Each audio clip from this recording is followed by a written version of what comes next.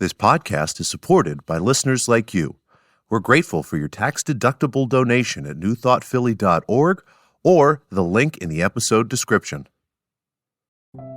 A practical prayer is a prayer that works. These discussions between Reverend Bill Marcioni and Carol Lawrence dive into the details of how it works and how to work it. Reverend Bill is a New Thought minister and the author of Practical Prayer for Real Results. Your new life begins with a new thought.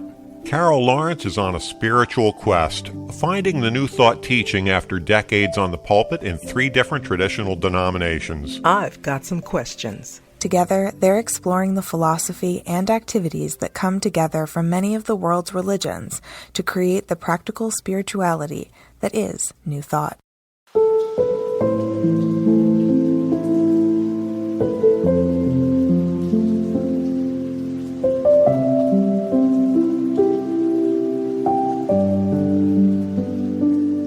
Welcome to the Practical Prayer Podcast. I'm Carol, here with Reverend Dr. Bill Marcioni. This is episode number 193 of the Practical Prayer Podcast. So we have been at this for some time. So congratulations to us. And after all of that time, you have a topic for us today, which is pretty fundamental to a spiritual practice. Mm-hmm. Mm-hmm. It's fundamental. However, it doesn't mean that it's comfortable or, that, okay, this is fundamental. We just do this and go on to the next thing. I think it's, anyway, what I'm encountering is a lot of insecurity about it, fear, how to do it right, what's going to happen. What do I think is going to happen? This is for the people around you? Yeah, for the people around me. And, because you're pretty fearless. Listen, I'll just go for it, I go for it. Right. I was in your class. If I have any problem with anything, pretty much I open my notebook. Really, you have no idea. I probably wrote down every single word you said in those classes back in those days. And my notebooks are there. And I go right back. Because sometimes I think about texting you and asking about something. And I'm thinking, why are you going to bother him? He already told you. Go look at your notes. Well, if there's something I said 2 or 3 years ago, you can ask me about it again, see if I have the same answer. Okay. I'll keep that in mind. Me. So the topic is meditation. Mm-hmm. Mm-hmm. Okay. So what is the pushback that you are hearing from folks about meditation? Okay. So first, the word that I would put up first is fear. Because what if I don't do it right? And the whole thing is there's so much to read about meditation, and you're reading from people who have mastered it. I'm going to say mastered the art. I don't know if that's correct to say, but mastered the art of it. And you think, oh God, I can't, 30 minutes, a half hour, 2 hours, I can't do that. There's no way I can do that. And okay, well, 15 minutes, that sounds, but no, there's no way I can do that. And you get all the way down to 3 minutes, and what if I go to sleep? And it's just a whole, I think when you look at the fear part of it, that takes up a whole lot before you can even get to techniques. But we'll see where you go with it. What do you think? Okay. Yeah, the fear part about meditation is the fear of the unknown and what if I can't do it and what if I do it wrong? Mm-hmm. And the interesting thing about meditation, and it's interesting about a lot of practices, is thinking about it and trying to figure it out before you do it is much different than doing it and then doing a lessons learned afterwards. Mm-hmm. So for anybody who is afraid of doing meditation wrong, the only way that you can do meditation wrong is to not do meditation, to think about meditating and then not meditating. Because anything can be a meditation. And just saying, I am going to meditate is the beginning of a successful meditative practice. So I just happen to have passed 2,500 days of my daily meditation. And I've been doing a daily meditation much longer than that. But there's this app, and I started using the app a long time ago. I think it's 2018 or something. And it keeps a log. And I started doing a daily meditation using the app. And then I missed a day, 200 days, and I missed a day. And then since I picked it up again, I've done 2,500 days in a row. And people would say, wow, that's amazing. And it's like, I didn't do it to get 2,500 days. I did it because I wanted to be doing the practice, and the app is keeping track of it for me. And I would love to tell you that every last one of those meditations was deep and inspiring and profound. And I went into the zone and I was able to commune with the infinite and listen to the still small voice of God. And not once did my laundry list of to-do items go through my head, and not once was I distracted by something that was going on in my life or the news. And that'd be lying. It's just straight up, that'd be lying. Okay. Right. And some of the meditations were right there in the groove, and I just felt that connection with the infinite. And other meditations were just, can this be over yet? I have other things that I want to do. The dog is nudging me. It's time to take him for a walk. There's, everything in the world is on my mind. And people, there's the saying, practice makes perfect. Mm-hmm. And what I say is practice makes practiced. Just do it. I actually was just finished another course. This one's on intuitive meditation. And the idea is that anything can be a meditation. Give it a try and see if it feels meditative for you. Mm-hmm. You don't need to do a meditation by sitting on a purple pillow with, your hands and legs folded in the appropriate positions in silence. Some people, that would make them completely crazy. Some people, if they have to sit up, it gives them a discomfort in their back, so they have to lie down. Some people, if they lie down, they fall asleep, in which case they feel like they were a failure at their meditation. Some people like to walk in nature. And the important thing, as far as I'm concerned, is to not be doing something else while you're meditating. So, I'm going to walk in nature, but I'm also going to be on my way to the store, and I'm going to have my AirPods in so I can have a phone call while I'm doing that. And I'm going to pick up the groceries when I'm there. That's not a meditation. That's an errand, and they're both valuable. But pick a time that you can just decide. This is a time that you get to have just for yourself. It's where you get all the rest of the chatter out, everything that's distracting you, and be able to focus on the infinite presence, that divine mind that abides within. So comment then on, because this is a specific concern that I hear. What about my mind? I don't know where it came from, the idea that you're trying to not think anything. Your mind is just blank, which I think is probably totally impossible.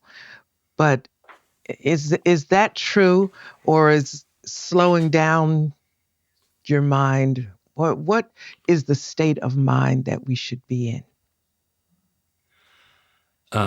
First of all, I don't like the word should. One of my teachers said, don't should on yourself. Don't let anybody else should on you.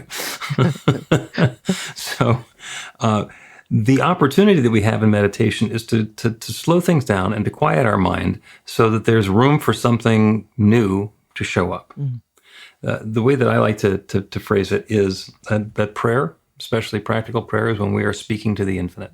There's an infinite creative power, a divine intelligence that knows and creates and does everything. And in a prayer, we are able to speak to that power and tell it the desired experience we'd like to have.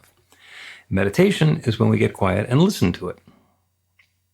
So if, in fact, that infinite intelligence was going to be having a dialogue with us, then in prayer, we can set our intention and communicate with it. And in meditation, we can listen for the response. Because wouldn't it be just so foolish to have the infinite creative power that creates everything, creates everything that does exist, that ever has existed, and is currently creating everything that is coming into being now, to have it speaking to us and be so busy doing something else that we don't hear it? Wouldn't that be silly? That's the purpose of meditation. You don't have to stop thinking. You just have to allow a little bit of space. And you've had that committee in your head where everybody's talking and there's like just crowds of information and ideas coming. Blah, blah, blah, blah, blah, blah, blah, blah. And most of the things that are being said are things that you've heard before or thought before or discounted earlier, and it's just coming back up again. Mm-hmm. So it's, and some of it is prognosis about the future, being able to project what we think is going to happen next based on what's happened in the past.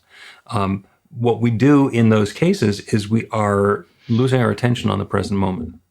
We're living in the past, we're living in the future, we're not right here and now. The whole point in meditation is just to be present.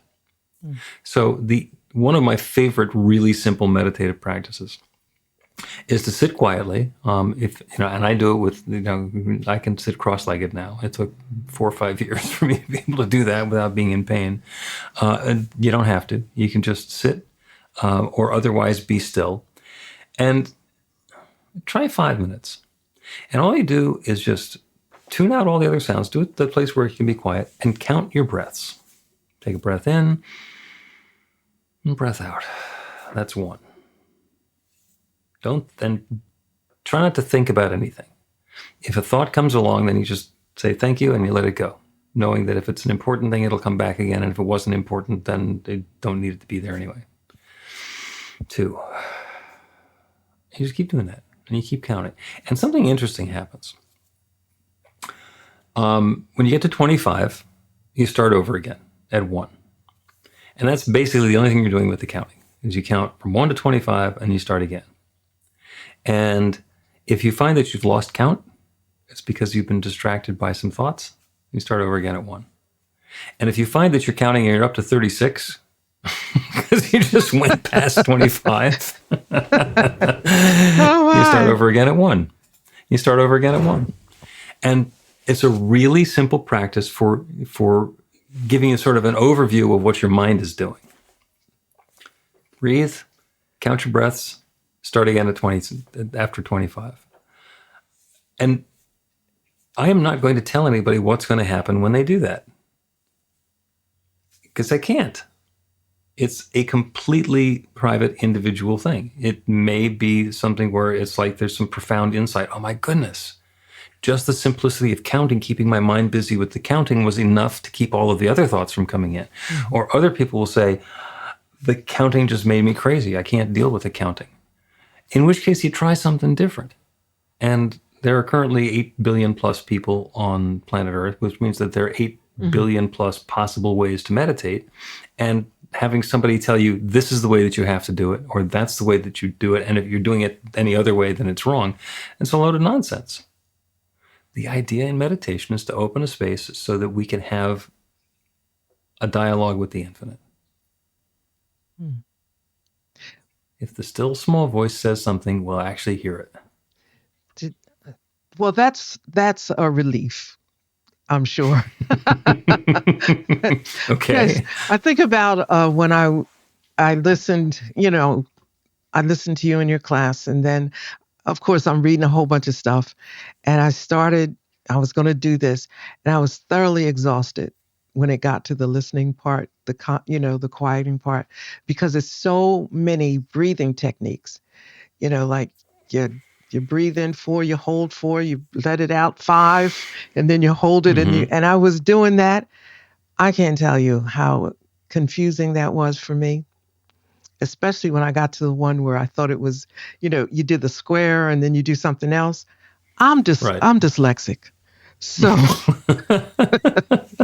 so going up one side, down the other, it never was the same. It was a different side. It was a different side. Okay. So, I just wanted to hear you talk about it in a practical way, in a simplistic way. I'm sure that maybe there's some mega deep ways that happen somewhere along life's journey in this. I don't know. But it just seemed to be overcomplicated, with the things that you have to do and how you have to breathe. And one person I was following a video, and it said, hold your left nostril. And I'm thinking, okay, again, I'm dyslexic, right? So I'm thinking, did I get the right one? Okay, wait a minute. So yeah. And that's Ayurvedic breath work, where you breathe in through one nostril and then you breathe out through the other nostril and then go back and forth. And some people find that to be to bringing them right into the zone. When I do that, because I wind up just feeling the fingerprint on my forehead. And it's not that there's anything wrong with it. It's just that's something that I can do and I don't necessarily need to do.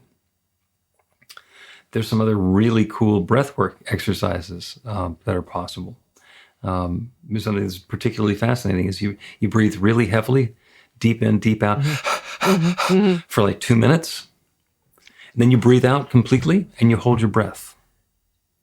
And you just wait. Until you faint. Well, you don't faint. You shouldn't faint.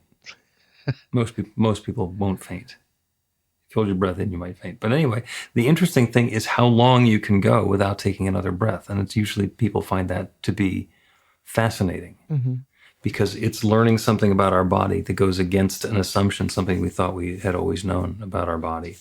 And what we're looking for in a meditative practice is something different. You know, the thoughts that we're getting away from are the thoughts that just constantly run around the squirrel cage in our mind. We want to be able to give ourselves some space from those instead of doing what we've always done, to be able to try something new and make a space for something different. Because when something new shows up, that can be an inspiration. Oh, I've never thought of that before. I've never done this before. And then see. You know, it might be great. You might say, I've never done this before. I don't like it. I'm not going to do it again. That's fine too. That would be difficult because you meet the subject of meditation everywhere. You know, it's just everywhere. Yep. And I was invited to do something about a year ago, and they said, "Oh, we would just love for you to lead us in the opening meditation." And I'm thinking, "Oh God." You know, first thing I thought was like, I don't do this. But, you know, I thought, okay. And I agonized over it because the person was terribly sweet. And you just don't say no. You say yes, because I assumed this was, you know, spirit, whatever. And I said, okay. And I remember thinking, all right, now, spirit, you got me into this. What am I supposed to do here? Because you know I don't do this. And I was really honestly stressed because I knew that everybody on there, at least I thought, everybody there knew how to do it.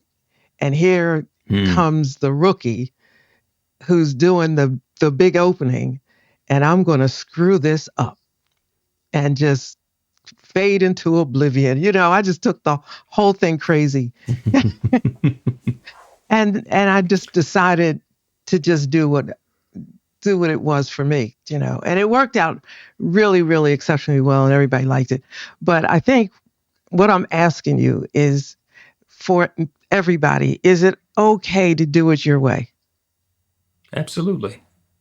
Absolutely. Do it your way.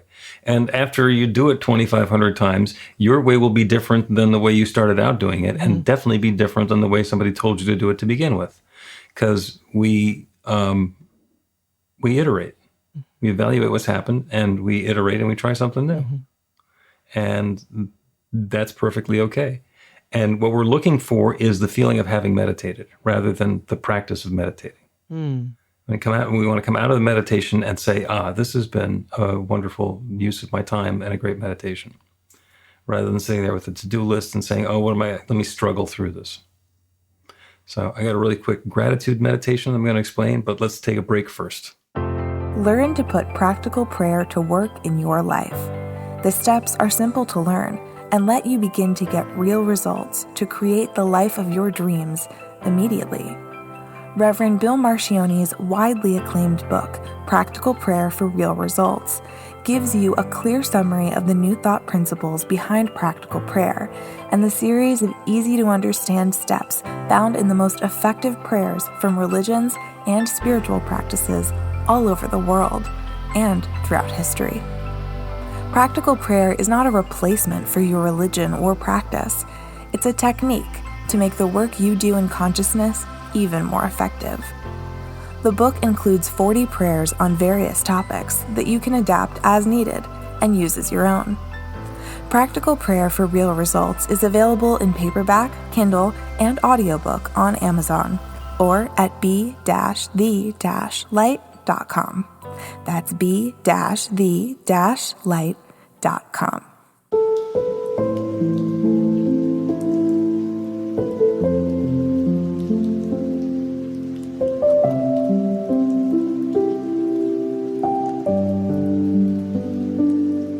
Welcome back to the Practical Prayer Podcast. I'm Carol, here with Reverend Dr. Bill Marcioni.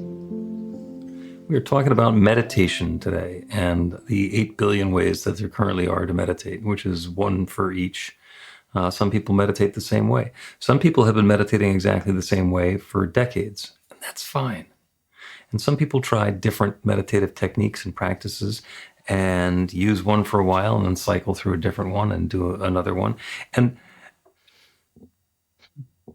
the right meditation for you is the one that works for you. And it could be different tomorrow than it was today. I learned a primordial sound meditation once.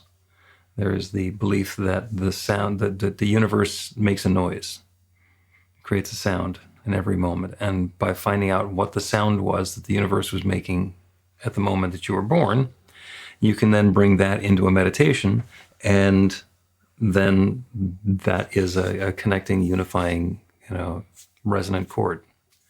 And I learned how to do that, and it's interesting, and I can do that. And I occasionally do that, but it's not like that's the only meditation that I ever do. I said before the break that we would do a really quick gratitude exercise.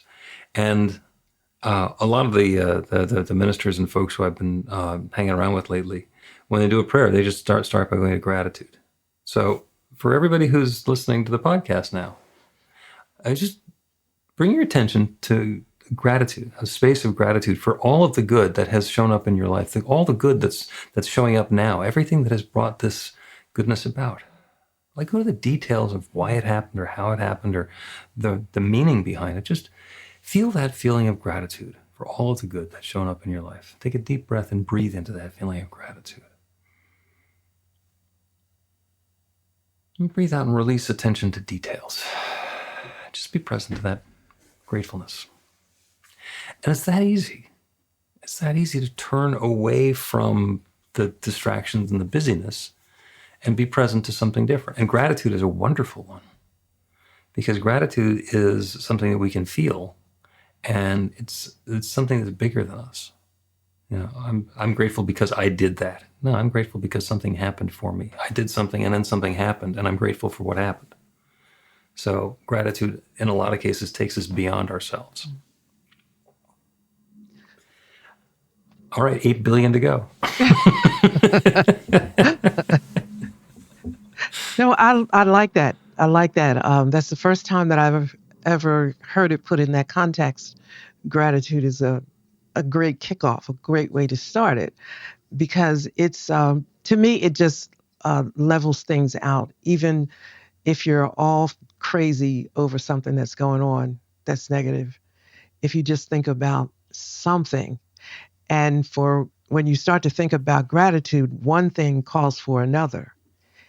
And that alone, I don't know if that's an entryway into meditation. You'd have to say whether that is or not, but it certainly brings me to a space where there's no room for anything else. Mm-hmm. And recently, I've got a lot to be grateful for. And the only thing I'll think about when a thought comes in is, wow, how am I going to work with this? How am I going to use this? But it's all, Right. Then I just calm down. And really, it's interesting. The answers to that comes as well. Yep. Yeah. Yep. There are experiences that we can have where bringing the experience into a meditative practice can change the experience. So some people are really afraid of heights, for example. And I'm one of those people when I'm on the edge of a cliff, I get really, really nervous. And that's actually a natural one. Fear of heights is something that's built in for humans. And of course, I spent time rock climbing, so actually on cliffs and climbing over the edges and stuff. One of the things that I discovered is that if I get myself to the top of a cliff and I put myself in a place where I'm safe, where I don't feel like I'm about to fall off the edge of the cliff, it is tremendously powerful and uplifting for me. So I sometimes like to go to the top of a cliff and sit and meditate, because I can feel the power and the presence and the potential that's there. There's all of that energy is still there as well. Some people, that wouldn't do anything for them. So, do something different. If you find yourself going to the park and the little kids on the swing sets and all the noise that they make is making you annoyed, try meditating there. Mm-hmm. And don't listen to the noises that they're making and the things that they're saying. Listen to the joy that they're having and the glee that they're expressing. And see if you can resonate with that.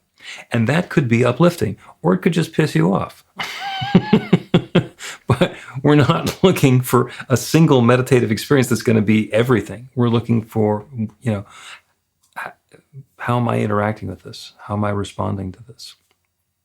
And that's a great one because I've done that and in the park, and whatever.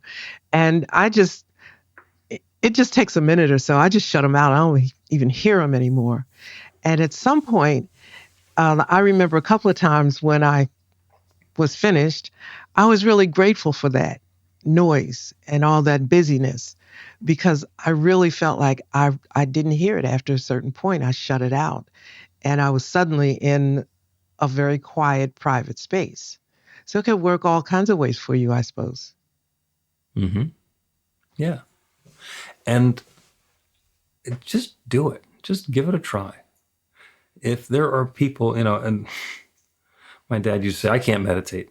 And this was so long ago that I didn't try and talk him into it. It's like, okay, you can't meditate. Fine.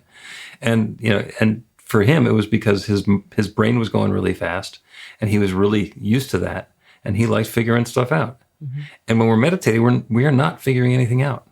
Yeah. We are letting go of everything that we already thought we knew and looking for some new perspective or awareness. I had an experience this morning. I do these meditations. They're like a dozen times a week. But on Monday, Wednesday, and Friday mornings, we do them on Insight Timer. So it's a simulcast. And when I scheduled the one on Insight Timer for this morning, because you have to say when it's going to be, and I set them for 8:03 Eastern Time. And I had typed in 8:14. I got to the meditation. It's like, this is not going to start until after the meditation is done. And I had the opportunity to beat myself up. And then I realized that I didn't have to do that. This is something that has happened. And you can't change it. You gotta lock it in 2 days ahead of time. So there was the opportunity to surrender the way that I would normally want to beat myself up for that. And I told the people who were on the meditation, the live meditation on Zoom, what had happened. And we turned that into the meditation. So it was about when something happens, we can use it to beat ourselves up. We can lament over it. We can wring our hands. We can talk about all of the bad things. Or look at, the possibilities that are opening up and what we've learned. Mm-hmm. So now I know to double check the time. There's a little button that says, are you sure? So I should be sure. I should double check myself, and I gotten the date wrong once before. So now I know to check the date and the time. And then other things occurred to me, things that I, have learned, things that I know now that are part of my knowledge base.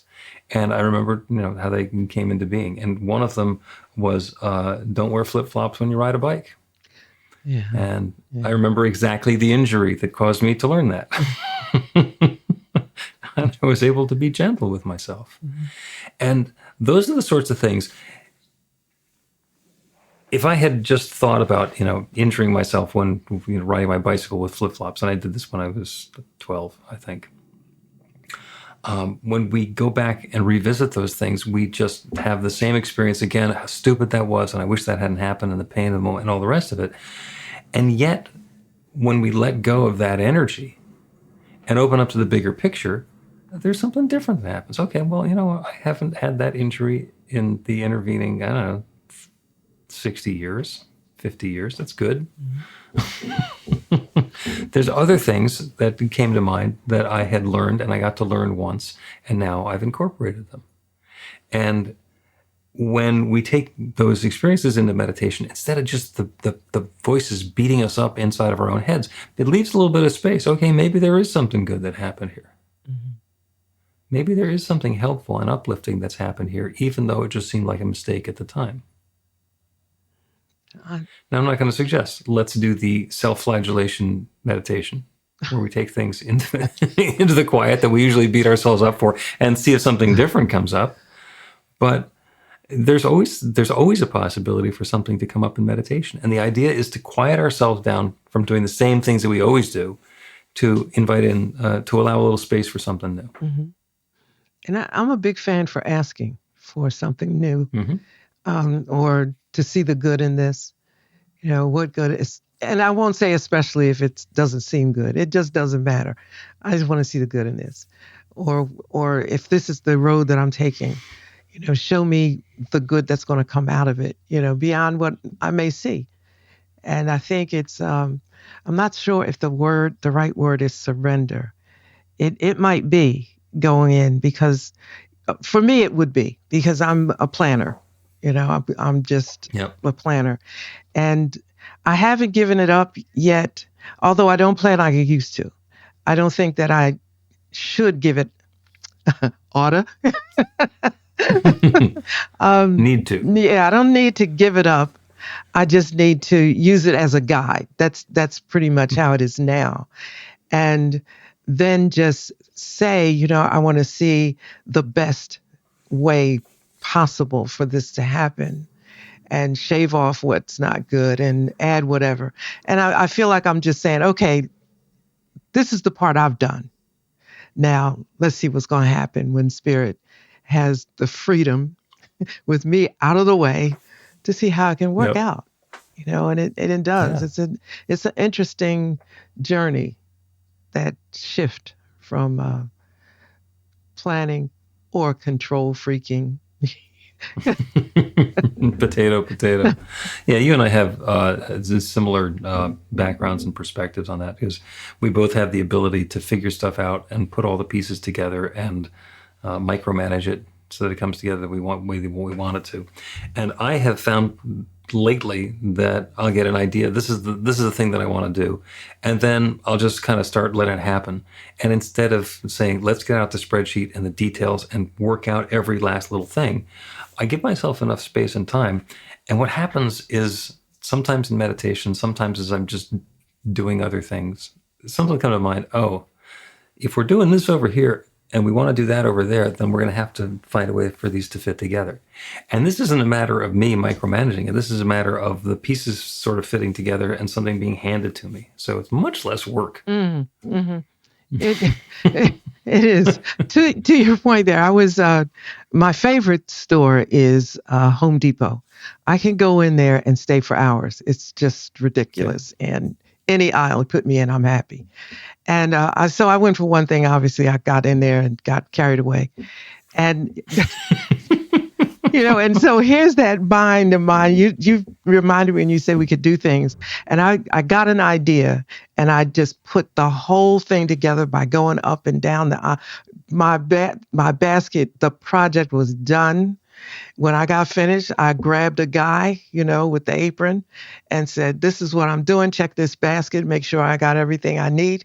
He looked at me. He said, "Ma'am, you ought to be wearing this because it's all it's all done."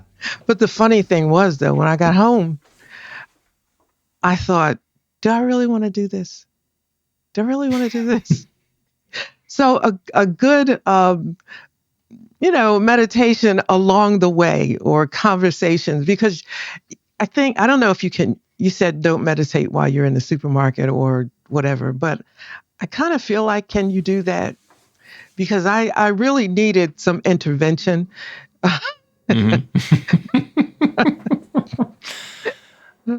You can meditate while you're in the supermarket, but not if you're simultaneously figuring out how you're going to cook a new recipe. It uses two different parts of either your mind or your spirit. Mm-hmm. So it's possible to make a trip to the supermarket be meditative, as long as you know everything that you're going to get. And it's the same sort of trip that you often do, because then instead of worrying, is this the right jar of mayonnaise to get? Yeah. All of that stuff is taken care of, and then you can be present and notice the other people who are in the supermarket and see, where what they've rearranged in the aisles that you used to be able to find and now you can't. I, So that's I, one of my favorite things. I go to Trader Joe's and they say, "Did you find everything?" And I said, "You tried to hide it again." But yeah, I found it. I think you're right about that though, because when I got to my car, I had to laugh at myself because I had a 41-pound bag of marble, broken marble.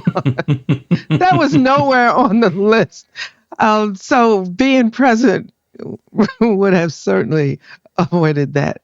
It was just, I just stood there and laughed at myself and thought, maybe, and I really did think, I said, you really should have talked to spirit while you were in these aisles and, just this co-creative thing. You just took the whole thing over yourself. So here are my questions about that. Did you do the project? It's on the way. Yeah, I'm doing it. Okay. Yeah. Okay. Do you find that you have leftover parts that it turns out you didn't need for the project? I don't think so. I think there's a slight chance I might have to go back for a little bit more, but I doubt it. I think I hit it on the nose. It's just that it wasn't planned right. I didn't have to do it when I did it. Right. I'm not No, I flogging completely myself, but understand. sometimes I'm trying to practice the presence of God. That Brother Lawrence book I read several times, Practice the Presence of God. I think that in a way can be thought of as meditation, on the spot. And Yeah. keep a little money in your pocket if you do that when you're in stores. Yeah. Yeah. I had one of those because this was yard work weekend, and the first one of the season. And last summer, had a friend go over to we went to Lowe's and got a whole bunch of edging stone because I wanted to put them around my front sidewalk, the entryway to the house. And finally, after months and months of these stones sitting at the end of the driveway, I put them in around the entryway, and I had 6 left. And they've sat there all winter, the entire winter. And I knew what I was going to do with them. And finally, yesterday, I dragged them into the backyard and I arranged them around the memorial pole that we have there, and they looked lovely.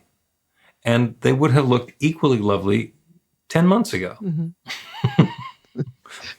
They weren't. It wasn't ready to go there at that time. So fortunately, I no longer have the edging stones sitting on my driveway. You should have called me. I would have picked them up for you because Because you're going to be at the Home Depot anyway. There you go. okay. Let's take another break, and we're going to wrap up this time with a little bit of a meditative prayer, I think.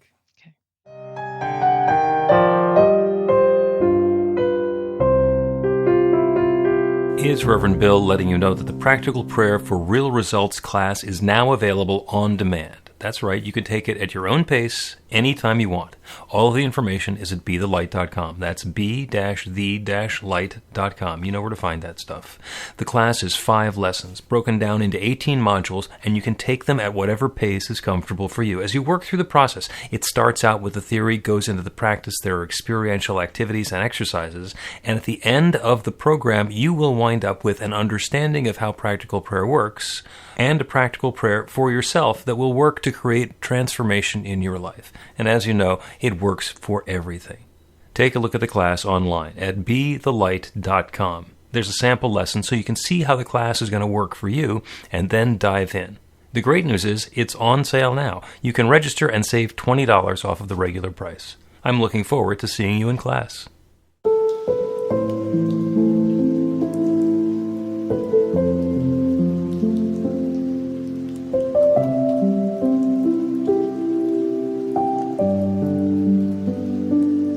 Welcome back to the Practical Prayer Podcast. I'm Carol, here with Reverend Dr. Bill Marcioni. A delightful conversation about meditation. And again, the reminder that some people are afraid that they're going to get it wrong and they're not going to do it properly, and then it's somehow going to undermine the effectiveness of the universe or something. What is it that people are worried about if they get it wrong? It's not going to work. It's just the universe probably doesn't get the right message, or, there's just a lot of fears. Okay. Well, in that case, this prayer is about getting meditation just exactly right. And this will take advantage of the partnership that we have with the infinite creative power that creates everything. Because as we say in practical prayer, the first step is to turn our awareness to the divine power and presence, that creative source that shares itself as everything. It's God, it's nature, it's the Big Bang, it's the divine.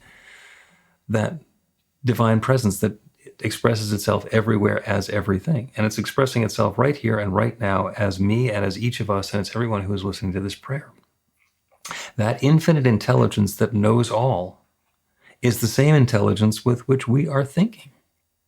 So as we turn away from the situation and the circumstances that we've been in up until now and invite in something new, that divine intelligence is able to share something new with us. So we know in our heads that there are many, many different ways to meditate. And the way that we meditate could be different than the way somebody else meditates. We know that in our heads. But sometimes that gets in the way of us starting the practice of meditating. So the invitation now is to know that that infinite power, that divine presence, that one love that shares itself as everything, is now sharing, guiding, expressing, and unfolding an awareness of that next meditative practice to try for each of us. And it could be a hit and a home run, and it could be a step along the way, something where we learn, this is the right one for me now. This is something that I can take advantage of later. This is something that doesn't work for me at all. And to continue in that partnership of allowing ourselves to be open to that guidance, to know that the infinite is even now suggesting to each of us that next experience and expression of a meditative practice. And we'll start now with a deep breath. Breathe in, let yourself be filled. In the same way your breath is filling you, allow yourself to be inspired by that next divine idea.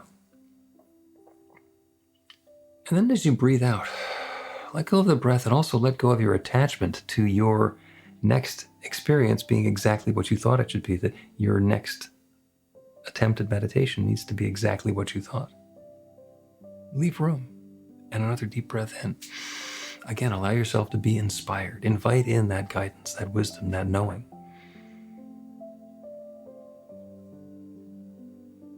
And then breathe out. Let it go. Let go of the idea that that had to be right. Let go of the idea that that was it. Leave room. And on the next breath in, perhaps the same thing shows up again. And just through this quiet process, continue breathing and bring yourself back to this whenever the opportunity arises, to allow the infinite to inspire you. And we know that that infinite creative power, that one divine presence, that one limitless love is sharing itself as each of us, and it is fully well prepared and is sharing itself and its wisdom and its insight as to the meditative practice that resonates for each of us.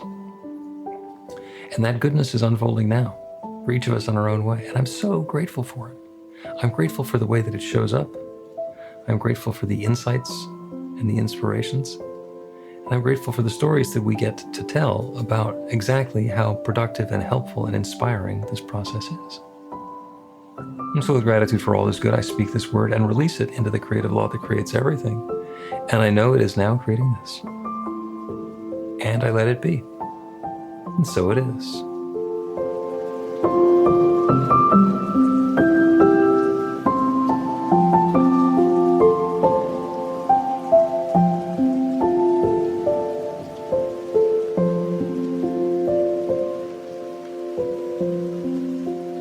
The Practical Prayer Podcast with Reverend Bill Marcioni and Carol Lawrence is a production of BeTheLight.com. be-the-light.com. where you can find more information about practical prayer for real results. Our theme is by Music of Wisdom. You can learn about the spiritual community of New Thought Philadelphia with daily guided meditations, weekly celebrations of spirit, and Reverend Bill's classes in practical spirituality at newthoughtphilly.org.